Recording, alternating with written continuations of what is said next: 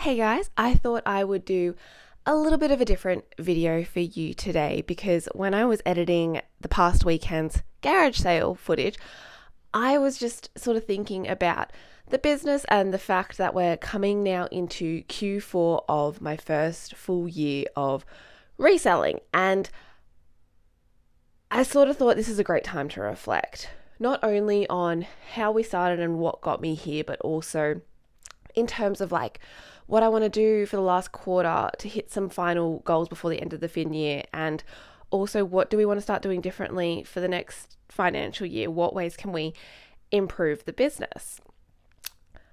So with that and all of the reflecting, there was also a bit of reflecting on resellers as a whole and sort of the concept around it, the people and everything. And I've come to the conclusion that can anyone be a reseller? Yes, absolutely they can. Can everyone be a successful full-time reseller? No. So this video is going to be a little bit different from the fun weekend garage sales that you're used to seeing. And as I said, I was in the process of editing last weekend's footage when I thought, actually, this video might be a little bit more important right now. But this video is going to be about the hard truth and numbers because I'm sure that's what you're interested in knowing about. But I do want to preface, this is my truth of being a full-time reseller. And I mean, I'm only at the ripe old age of 29. I've only been doing this full-time for not even a full year yet. We've been doing it as a hobby for a year and a half prior to that. So I just wanted to have this conversation about my experience and being fully transparent, as I always am with you guys on this channel. And you might not agree with what I have to say, and that is absolutely fine. But I wanted this to be like a productive space that we can have this two-way conversation and share our experiences so that we can all grow and improve together. But first things first, let's start with the number breakdown for this financial year to date. So this is what we've done. I've just got my numbers here, so don't mind me looking a bit sideways. But in terms of eBay sales, since I started this full time, we've managed to do $56,660.08 worth of sales just on eBay. Now, you guys, if you've watched the channel for a little bit, know that we also do marketplace as well. So total sales for the last 9 months has been $61,232.57. Now, sales sound good. That number is always the biggest, the brightest, the shiniest. But I think at the end of the day, realistically, what matters is your profits. This is not taking away my salary, and we'll get into that in a little bit. But just in terms of direct, we're spending X amount to buy the stock. We're selling it for X amount minus fees and shipping. And this is what we are now taking home to then either pay my salary or reinvest in new stock. So profits to date are $36,985.89. To put this into perspective, the whole time that we were doing this as a hobby, so for a year and a half prior, eBay sales alone, we only made $33,026.78. So safe to say, I'm pretty chuffed, and I've done a lot better than I thought was even possible. To be honest, it was a bit of a gamble. I wasn't sure how this was going to go, but I also put the work in, and I think I deserve to be happy with this result. And don't get me wrong, you might not think that those numbers are super successful or impressive, but I strongly believe that success is in the eye of the beholder and around what goals I personally set for myself. So in that sense, I can say I have successfully managed to maintain this as a full-time business for 9 months. I think though, to sort of look at where we started, where we came from is also really important. And I think the first thing that if anyone's going to do this full time should really consider is the starting up expenses and the process and building around all of that. So how did we get here? Well, first up, as I said, you need a bit of upfront cash. Matt and I contributed about $500 each to start this up. And I was pretty lucky because we'd been doing this for a hobby. It meant that when I went into full time, I wasn't completely starting from scratch again. So it did make that transition a lot easier. But when we first started, within the first 4 months, we had nearly spent $4,000 in inventory alone. That's not just cheap change. But the benefit is obviously as you're picking up stock, you're selling stock. But at the same time, don't get me wrong, there were a few months that we were solely running in the negative. It's not instant cash straight away. We had to stick it out for a little bit. And I guess as well, because it was a side hobby, there wasn't the pressure of making absolute top dollar straight away. So over the next 6 months of that, eventually we had made around $9,000 in sales. So you can see there the numbers are starting to balance out and even up. But something I do want to say for people who are starting from scratch at the beginning, Matt and I were pretty lucky when we started, and for a few factors, which I definitely do not take for granted. First up is Matt already had an active eBay store. He was selling sports cards on the side for some spare cash because he also collects them. So anyone's that he wanted to build his collection with, he could sell some that he wasn't as red hot for. With that means that we had an active account. We also had an account with positive reviews. So we weren't starting from scratch. From eBay's point of view, we were already a part of the platform. We were already active. We just changed the name, rejigged the logo, and off we went. Secondly, Matt's brother also runs their family business, LCMG. It's a trading cards and collectibles business. I would definitely recommend, if you guys are interested in that, check them out. They have a website, eBay, absolutely killing it on Whatnot. I will put a link down below. But the benefit of having a brother who is already running a pretty successful business means that we had access to Band 5 Oz Post from the get-go. And that means we were already saving multiple dollars per item that we were shipping out because we could just use his Band 5 to help us save on those costs. Plus, he also had some packaging that we could use until we had fully set ourselves up. So I consider ourselves pretty lucky in that sense that the startup process we already had a leg up on. Also, one of the most important things, we had a free space to work in. You guys would have seen this now in many of our videos, and I'm very happy to say that it's formed some nice working areas, and the stations that I generally like to call our intake benches, our testing station, our photography station, our eBay room, our golf room, and our packing station.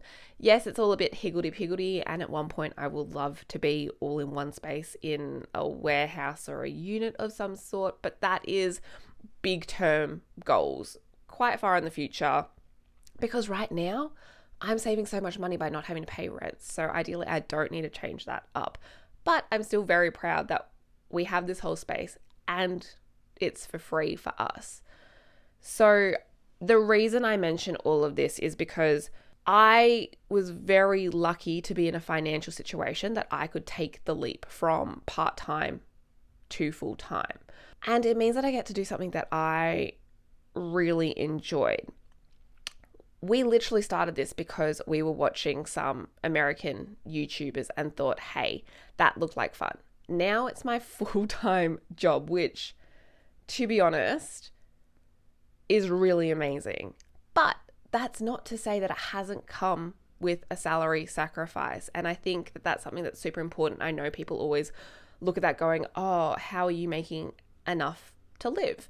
And to be honest, we are really lucky that we don't have a lot of personal expenses right now. So that meant that I was able to take this massive cut in my pay without a lot of additional stress. And I think that that's really important, because when people ask me like, oh, should I do it full time, or how did you guys do it, because I really want to do it, the first thing I always really want to flag and ask them is, are you ready to work harder than you currently are now for less money? And don't get me wrong, that's not going to be always. Once your business is up and running, you can obviously start paying yourself more, and you can work the hours that suits you to make sure that you're still maintaining that income. Truth be told, this is a taxing job, not just only on your time, but also on your paycheck. And as I said, I'm going to be really honest with you. When we started this out full time, I was only paying myself $250 a week. And for everyone else, that's not enough to live on week to week. Whereas, as I said, I had the opportunity to do that because I would rather invest a lot more of the money back into the business to be able to buy better stock than pay myself more. Plus, I already had some savings on the side, which definitely helped the situation. But I was still working 7 days a week. I still am working 7 days a week, albeit a bit more on my terms. But when I started, it was 7 days a week full time for $250, which can be a bit of a blow to a lot of people. Come this quarter, I am now, as of this week, finally paying myself $1,000 a week. Don't get me wrong, that's still nowhere near what I was earning full time before I started this. But I've managed each quarter to build up my paycheck by another $250. So slowly increasing is super important as well, because it shows that the business is growing, which means I'm able to pay myself more and I can justify these choices. But on the downside, I don't get paid sick leave. I don't get paid holiday leave. I don't have all of those bonuses that might come along with your full-time job. So basically what you earn is what you earn. I guess one thing is good is that eBay is always ticking in the background. So even if you have a sick day and you're not particularly working, if you've already got stuff live, you can still make some sales as long as you're able to package up and ship that off on time. That's okay. But I'm not necessarily making the same amount of money when I have a sick day, because you're less active and all of that sort of stuff. And if you're on eBay, you know. So I just wanted to be really honest in terms of what I'm earning right now, because you need to look at your personal financial situation and whether or not you're actually able to afford to do this, and who it might impact, not only yourself, but others around you. So just have a think about that before you hand in your resignation and decide to do this full time. Now, let's look at the playing field of other resellers. And the reason that I started this video by saying it is my truth, full of my experiences and my mistakes, wins and losses, is because this is how I've done it. Am I saying it's the absolute right way to do it? No, but I also didn't go into this blind.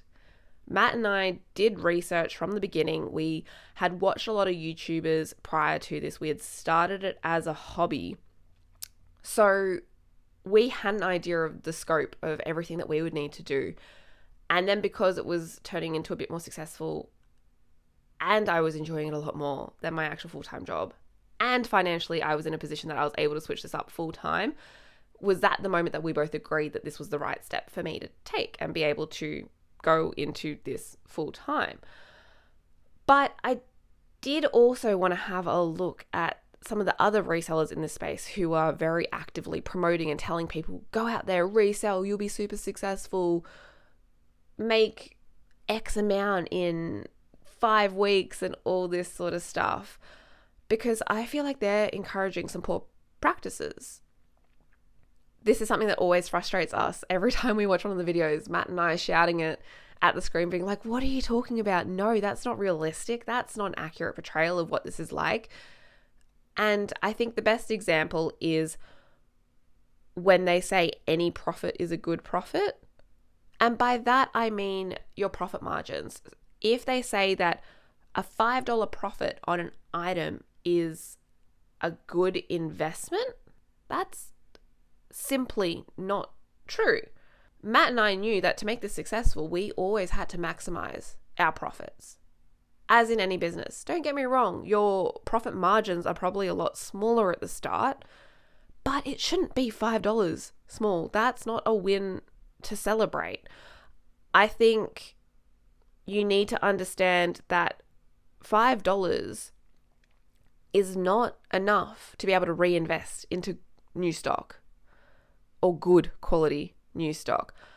$5 doesn't even remotely cover the amount of time that it's taken you to source the item, do the research, test and clean if necessary, take the photos of it, list it, and you've probably dealt with some online idiots along the way. If you're saying $5 covers all of that, then sure, go do it. But I just don't see how that makes sense. You should always be aiming for more. And look, now, I'm not saying I don't encourage resellers. I 100% do. I think the more the merrier. We're all currently helping create circular life cycles for items that otherwise would have ended up in landfill. I mean, yes, occasionally we get some brand new items, but that still could have gone to landfill. We're giving it a new home, we're giving it a new life, even if that other person then ends up throwing it out themselves. At least it had a second chance. And that for me is one of the biggest things that I thought was super important when starting this out. I knew that if I could help the environment, and likewise, we're still very conscious about some of our packaging to try and make sure it's as eco-friendly as possible. I try and avoid as much plastic as possible. And to be honest, some of our best deals have come from connections with other resellers, or the fact that we have told them that we're resellers and they're super happy to know that it's going to someone else who will appreciate the item just as much because they don't have the means or the connections to be able to get it to that person. There's room for everyone to make enough money without ripping people off. But I would say none of us are complete experts in this field, and I would recommend watching as many different resellers as possible. Cherry pick ideas from them that you then want to implement into your own reselling practices. And I mean, you might even get it wrong, but that's all a part of the process. You're learning. But I wouldn't say a $5 profit margin is enough. I will just put that out there. I think you shouldn't be sending anything for less than $20, $25 free postage, because after the fees, even the cost of your shipping goods, the cost of the item, there's not enough meat on the bone for yourself. I also think you shouldn't try and severely lowball people, because I will say karma comes around, and I will say being honest and transparent is a big part of this business, but also morally and ethically, I believe that. So I think find your own way, but definitely watch as many people and talk to as many people as you can about what they do and how they do it, and then make up your own mind about it.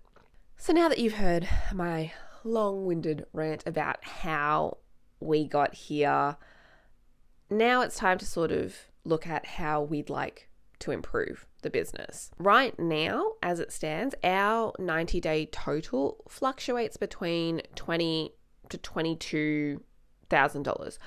I would love to grow that by at least $5,000 before the end of the financial year.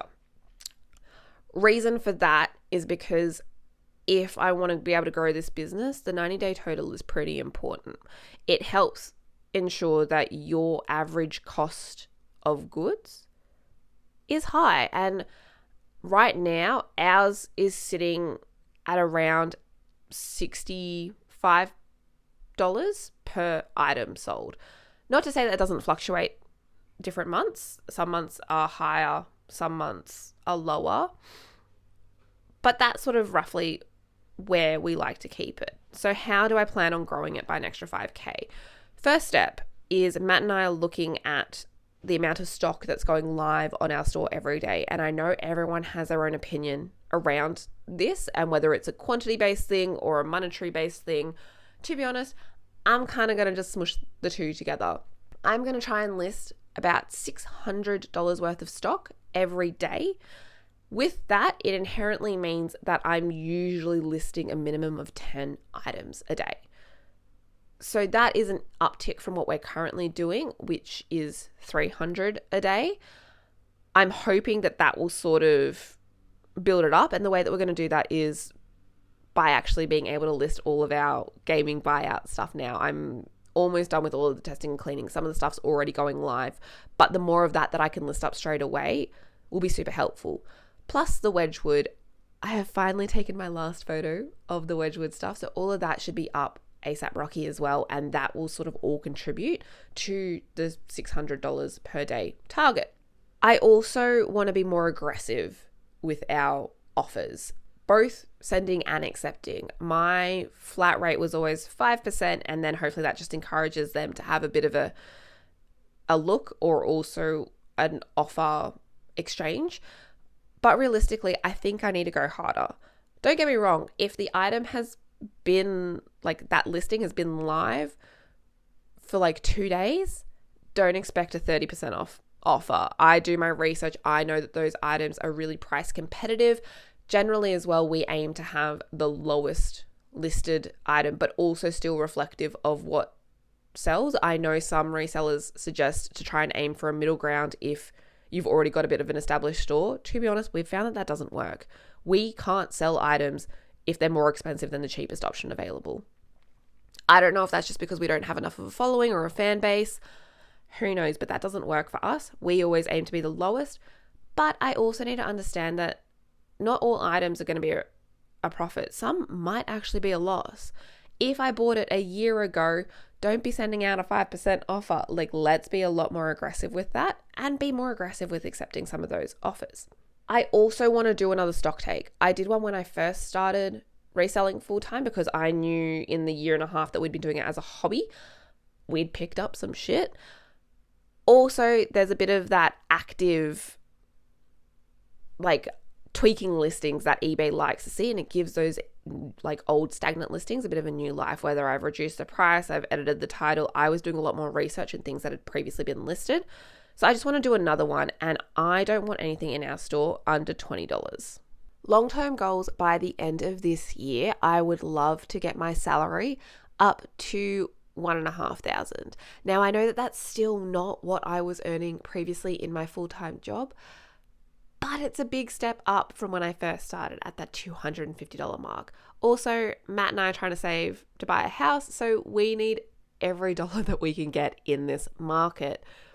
I also think long term, I would love to do bigger buys. I know that the gaming bundle, the Wedgwood, all of that, the Mills and Boone have taken forever for me to get through. But at the end of the day, I think that's how you're going to make the most profit. I love going to garage sales. I love going to markets because I can cherry pick what I want. But at the same time, I think where we can significantly improve our business is a larger quantity of stock for less money. The gaming market, I know, is super saturated, but I still think that there's a place for everyone. I'm not saying that we're 100% ruling out other categories because I'm not an expert in any of that, and I love dabbling. I love to keep it interesting by picking up different and new stock. We've also got our golf room that I keep buying golf clubs that I haven't done anything with. I need to make sure that I'm staying on top of my stock and my inventory and constantly listing that up to make sure that it's active. So then it basically, what we always say is it can't sell if it's not listed. So just making sure that I'm staying on top of that, but definitely cutting out some categories in our stock and in our shop that just aren't working, like glassware. See you later. I do not need to deal with that ever again. Clothing, even that hasn't done 100% that well for us. So long term, I'm probably going to be very, very selective about what clothing we pick up. I never say never to any category, but I'm also saying probably not the stock that we've got. Maybe we delve more into like sporting memorabilia, jerseys, football teams, all of that sort of stuff, because there still seems to be a market for that. But I just don't think your everyday shirt, pant, jacket is doing what we need it to do, because we aren't full-time clothes resellers. I would love just feedback on our store. If you've been to it and you've seen it, let me know what you think. Are there ways that we can improve? Personally, I know I've had a conversation with some people around this in terms of photography. I don't want to use a light box or core fluting to make the background generic and white. I find it too bland and too boring. I do have a photography background, and I know technically for a more sterile look, it probably is better for the product. But I personally love our wooden tabletop and charcoal background because I think it makes colors pop. So I'm going to probably stick with that. But outside of that, let me know if there's anything else that we can do to improve our store, because I'm always open and happy for feedback. I really do hope that I get to do this forever. I hope that this is the last job that I will ever do, because it is the first job that I have genuinely enjoyed. I mean, I find purpose, I find drive, I find so much interest in everything I do and the people I meet. So if I can make this fully successful and build up my income to surpass what I was earning working full-time in the corporate world, I would be absolutely over the moon. Yeah, there can be painful days and painful people. I have had my fair share of rough dealings on eBay and Marketplace. But realistically, what job doesn't have that? I had the same thing. It was just over different topics when I was working in social media marketing. Like, I would rather have it associated with something that I'm passionate about than just doing the daily grind and still having to deal with those people. I think if you want to be successful in this, firstly, you need some startup funds. That's always going to be the case. But I mean, that's the case with starting up any business from scratch. But I also think you are going to need severe determination and motivation with a little side of grit. As I said, you're going to be faced with all sorts of challenges and challenging people. And it would be so easy to give up, because the only one who's holding you accountable is yourself. For me, there are days where I have laid in bed not wanting to get up. But at the end of the day, I know that I need to be able to make money. And also I remind myself, all jobs are going to have some of the shitty tasks that you're not going to enjoy. But there are the fun parts as well. So even when I don't necessarily want to get up early for a garage sale, I remember how much I actually enjoy being at the garage sales. So just finding those little bits to drive you and encourage you to keep going, super, super important if you want to do this full time. Now, if you can't guarantee that you're going to show up every day, then I don't recommend that this is the line of work for you. I'm not saying that you couldn't do this on the side or as a hobby. It's a great way to earn some spare cash to pay for that holiday that you want to go on, or complete that bathroom reno that you just haven't gotten around to. But if you're not going to be 100% committed to this, I wouldn't bother. It's not for the lazy to do this full time. Now that I've gotten that out of the way, I would love to hear from you guys. I know that there are so many ways that we could improve our business, and I honestly think collaboration is the key. Please drop a comment below. I want this to be an open and friendly space. Don't get me wrong. Feedback is welcome, but don't be nasty about it. There are polite ways to give feedback, but I want everyone to learn and grow from each other, because that's the way to do it in this industry. If you don't work together, you're not going to be successful. Learn and grow from everyone. And as I said before, cherry pick what you want to implement in your business. I'm not saying everyone has the cookie cutter right way to do it, but find out what works for you and your lifestyle and your goals. So drop a comment below. Let's start having these conversations. Let's start learning and growing together. And as per always, I will see you guys on the next one. Thanks for watching. Bye.